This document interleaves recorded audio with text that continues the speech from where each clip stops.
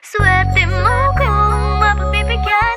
Ingatan mo pag-ibig na Isang kakaibig, kakaibig, kakaibig, kakaibig. natagpuan mong kawalan. Kakaibig.